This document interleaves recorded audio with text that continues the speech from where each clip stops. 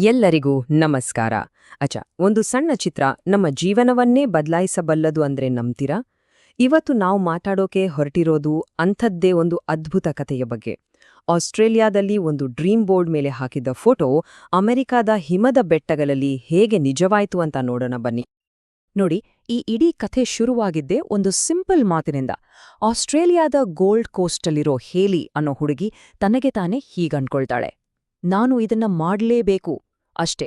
ಆ ಒಂದು ಮಾತು ಮುನ್ನೆ ನುಡಿಯೋ ಅದೆಷ್ಟೋ ಅದ್ಭುತಗಳಿಗೆ ಮುನ್ನುಡಿ ಬರೆಯಿತು. ಈ ಕಥೆಯಲ್ಲಿರೋ ಅತೀ ದೊಡ್ಡ ಟ್ವಿಸ್ಟ್ ಏನ್ ಗೊತ್ತಾ? ಹೇಲಿ ರಿಯಾಲಿಟಿಗೂ ಅವಳ ಕನಸುಗೂ ಇರೋ ವ್ಯತ್ಯಾಸ. ಯೋಚ್ನೆ ಮಾಡಿ, ಅವಳಿದ್ದಿದ್ದು ಬಿಸಿಲು, ಬೀಚ್, ಮರಳು ಇರೋ ಆಸ್ಟ್ರೇಲಿಯಾದಲ್ಲಿ. ಆದ್ರೆ ಅವಳ ಕನಸು ಪೂರ್ತಿ ಹಿಮದಿಂದ ಮುಚ್ಚಿರೋ ಜಾಗ, ಮುಖಕ್ಕೆ ತಣ್ಣನೆ ಗಾಳಿ ಬಡಿಗೇಕು, ಕ್ರಿಸ್ಮಸ್ ಕಾರ್ಡ್ಗಳಲ್ಲಿ ನೋಡೋ ತರಹದ ಸೀನ್. ಎಲ್ಲಿಂದೆಲ್ಲಿಗೆ ಸಂಬಂಧ ಅಲ್ವಾ? ಹಾಗಿದ್ರೆ ಬನ್ನಿ, ಈ ಕಥೆಯ ಮೊದಲನೇ ಭಾಗಕ್ಕೆ ಹೋಗೋಣ.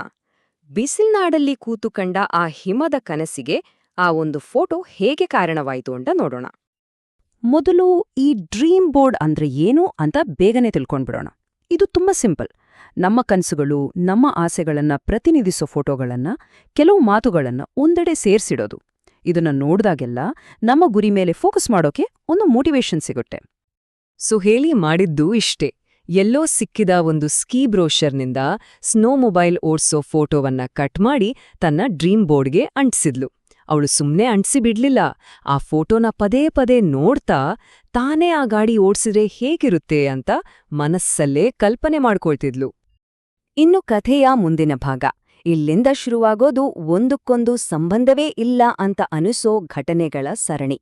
ಆದ್ರೆ ಈ ಅನಿರೀಕ್ಷಿತ ತಿರುವುಗಳೇ ಅವಳನ್ನು ಕನಸಿನ ಹತ್ತಿರ ಕರ್ಕೊಂಡು ಹೋದ್ವು. ಹೇಗೆ ಅಂತ ನೋಡೋಣ. ಈ ಟೈಮ್ಲೈನ್ ನೋಡಿದ್ರೆ ನಿಮಗೆ ಗೊತ್ತಾಗುತ್ತೆ ಇದು ಎಷ್ಟು ಅನಿರೀಕ್ಷಿತವಾಗಿ ನಡೀತು ಅಂತ. ನೋಡಿ, ತಿಂಗಳುಗಳ ಹಿಂದೆ ಆಸ್ಟ್ರೇಲಿಯಾದಲ್ಲಿ ಡ್ರೀಮ್ ಬೋರ್ಡ್ಗೆ ಒಂದು ಫೋಟೋ ಹಾಕಿದ್ದು. ಆಮೇಲೆ ಮಾರ್ಚ್ನಲ್ಲಿ ಅಮೆರಿಕದ ಡಲ್ಲಾಸ್ನಲ್ಲಿ ಒಂದು ವರ್ಕ್ ಕಾನ್ಫರೆನ್ಸ್ಗೆ ಬರ್ತಾಳೆ. ಸರಿ, ಬಂದಿದ್ದಾಯ್ತು ಅಂತ ಫ್ರೆಂಡ್ ಜೊತೆ ಇನ್ನೊಂದು ವಾರ ಎಕ್ಸ್ಟ್ರಾ ಇರೋಣ ಅಂದ್ಕೊಳ್ತಾಳೆ. ಲಾಸ್ಟ್ ಮಿನಿಟ್ನಲ್ಲಿ ಲಾಸ್ ವೇಗಾಸ್ ಪ್ಲಾನ್ ಕ್ಯಾನ್ಸಲ್ ಮಾಡಿ ಮೊಂಟಾನಾಗೆ ಸ್ಕೀಯಿಂಗ್ ಹೋಗೋಣ ಅಂತ ಡಿಸೈಡ್ ಮಾಡ್ತಾರೆ. ಇದೆಲ್ಲ ನೋಡೋಕ್ಕೆ ಒಂದಕ್ಕೊಂದು ಸಂಬಂಧವೇ ಇಳದಾಗೆ ಕಾಣಿಸುತ್ತೆ ಅಲ್ವಾ?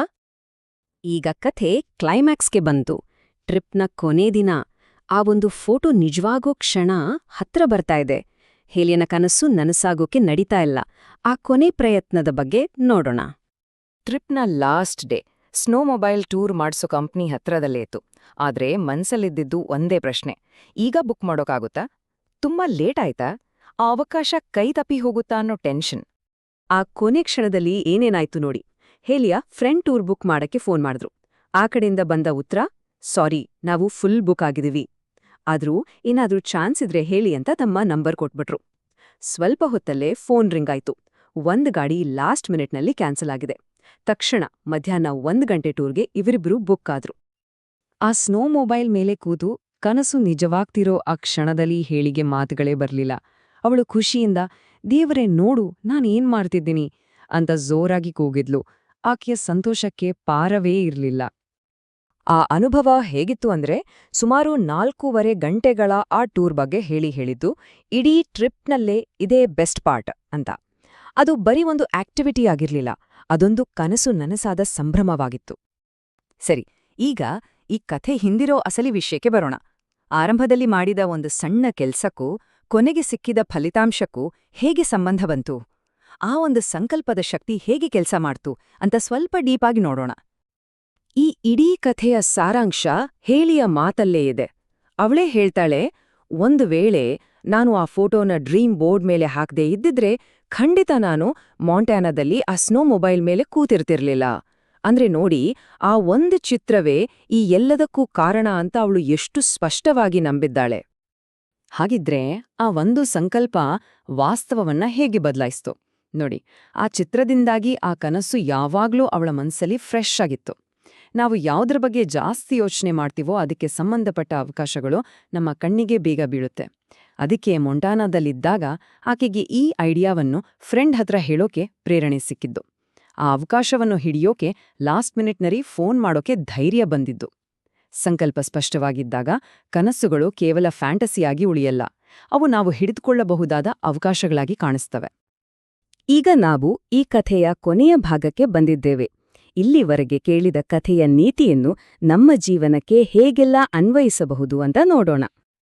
ಕೊನೆಯದಾಗಿ ಈ ಇಡೀ ಕಥೆ ನಮ್ಮ ಮುಂದೆ ಒಂದು ಸರಳವಾದ ಪ್ರಶ್ನೆಯನ್ನು ಇಡ್ತದೆ. ನಿಮ್ಮ ಡ್ರೀಮ್ ಬೋರ್ಡ್ ಮೇಲೆ ಏನಿದೆ? ಅದು ಏನೇ ಇರ್ಲಿ, ಒಂದು ಸಣ್ಣ ಫೋಟೋದಿಂದ ಶುರುವಾದ ಈ ಪಯಣ ನಮಗೆ ಹೇಳೋದೇನೆಂದ್ರೆ, ನಮ್ಮ ಸಂಕಲ್ಪ ಸ್ಪಷ್ಟವಾಗಿದ್ರೆ ಅದೃಷ್ಟ ಕೂಡ ಅನಿರೀಕ್ಷಿತ ದಾರಿಗಳಲ್ಲಿ ನಮ್ಮನ್ನು ಹುಡುಕಿಕೊಂಡು ಬರುತ್ತೆ.